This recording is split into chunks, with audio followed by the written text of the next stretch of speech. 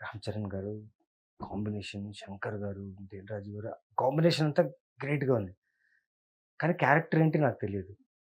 అడగలేవు. అడగలేను.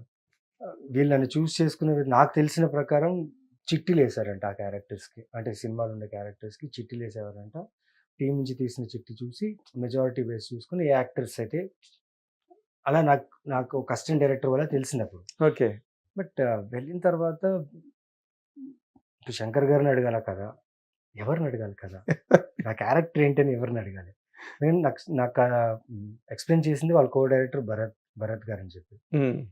So, దాని తర్వాత సెట్‌కెళ్ళిన తర్వాత ఫస్ట్ డే ఎళ్ళాను. జస్ట్ సీన్ ఇచ్చారు.